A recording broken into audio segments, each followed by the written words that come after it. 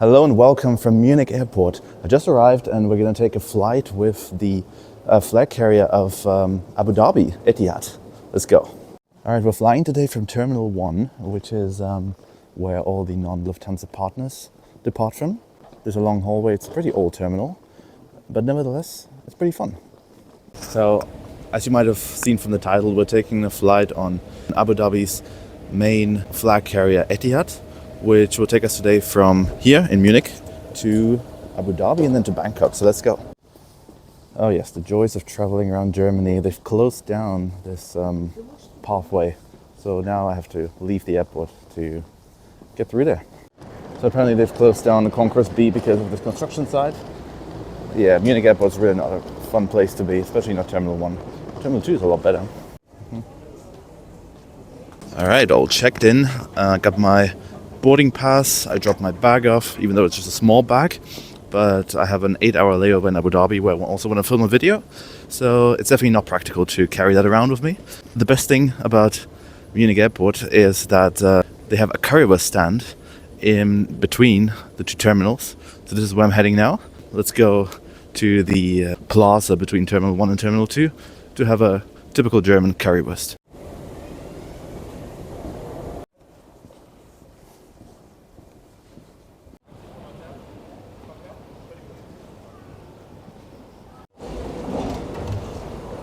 And there's the plaza. Look at this, they have a little Christmas market over here. Again, very typical German. And then a little beer garden just over here, which is very full for Oktoberfest, which just happened like a month ago. And then if you continue on, that's where you're gonna find the currywurst stand. That's where I'm gonna see you in a second, guys. There it is. Woohoo! In the shape of a plane. And with that, we're through security. That's exactly why Terminal 1 is the worst. It's just always full and you can't even sit anywhere. Luckily, I didn't have to wait for very long because boarding had already commenced. Next to us, there was this Beyond Airlines flight, which doesn't have an economy class. It's exclusively business class and flies from Munich to the Maldives. I would love to review that one day. However, it's pretty expensive, as you can imagine, for any business class flight, especially pretty much a private plane, so that will have to wait for now. Soon, we were heading up the jet bridge and into this amazing Dreamliner 787 with a 1-to-1 configuration in business class and a 3-3-3 configuration in economy class. I was sitting in 23D today. Even after 6 hours on board, I still thought it was a pretty comfortable seat with ample legroom and a great in-flight entertainment system. As I was one of the first people on board, I used the time while everybody was boarding to go through the in-flight entertainment.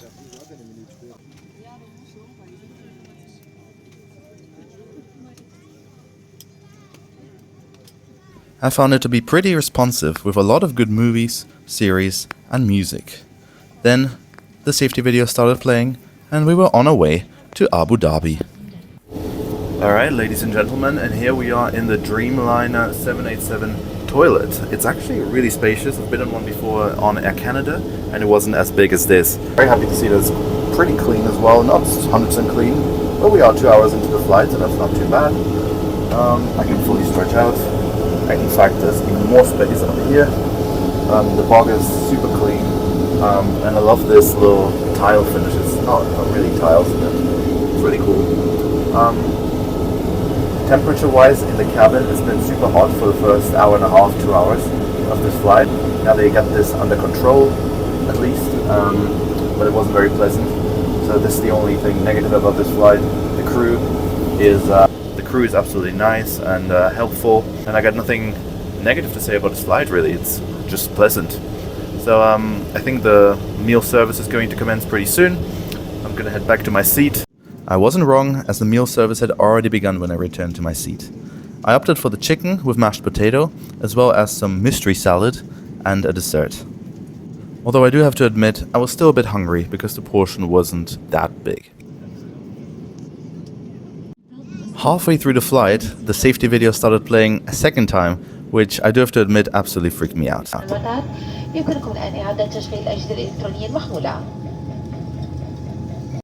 Shortly after, our Dreamliner landed in Abu Dhabi and we were all able to get off the aircraft and into the jet bridge and then into the terminal of this great, newly opened Sheikh Zayed International Airport, which is absolutely humongous and so beautiful. This is the Dreamliner that I just landed on, and we were all heading into the arrivals hall.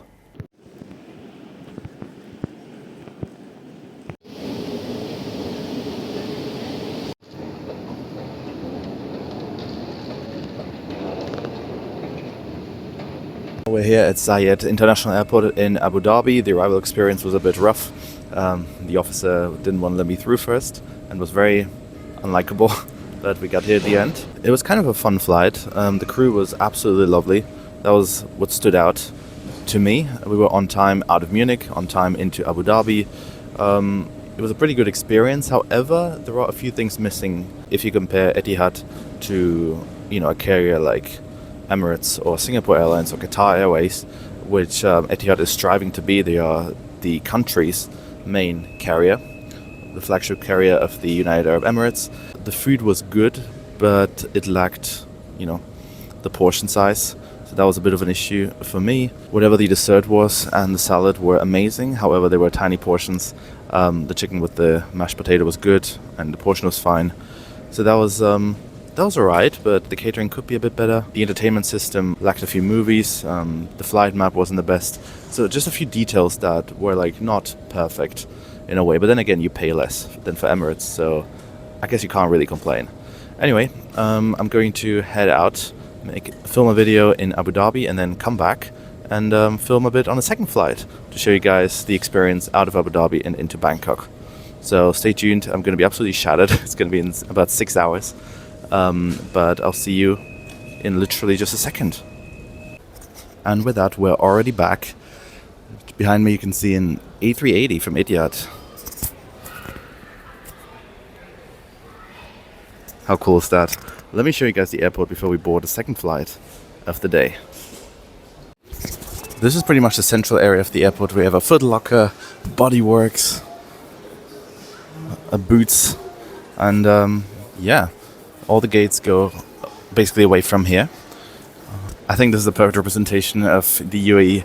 There's a shop called Pure Gold in the middle of the airport, catered for some very special tastes. And then this one is for the selective taste of the British traveler. Food hall and pub. Could even be a Wetherspoons. I'm gonna grab a second coffee of the day, and then we're gonna head to the gate. Boarding should start very shortly. And in fact, as I arrived at the gate, my rows were already boarding, so I just stood in the line.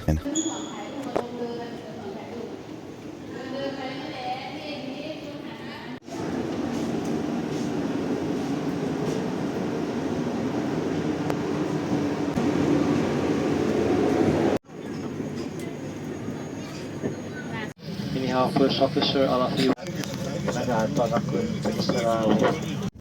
On the second flight of the day, I was sitting in 25C next to an American couple that are based in Kuwait.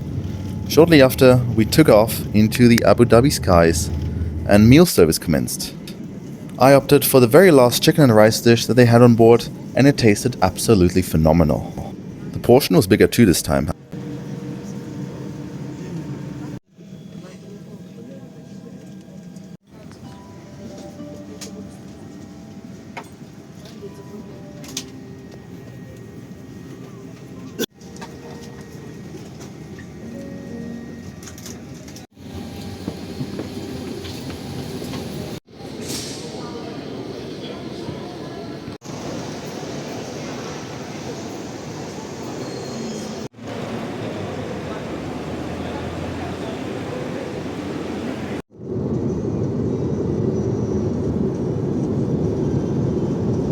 So then, that was my flight with Etihad from Munich all the way to Bangkok with a layover in Abu Dhabi. To give you guys some feedback, I believe Etihad is slightly below the ranks of Emirates or Singapore Airlines, Qatar Airways.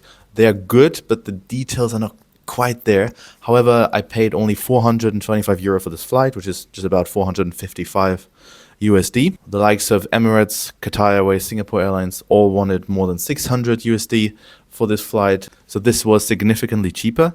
There were a few issues with both flights, really. In the first one, the cabin was super hot for over an hour. which did not contribute to a pleasant experience on board.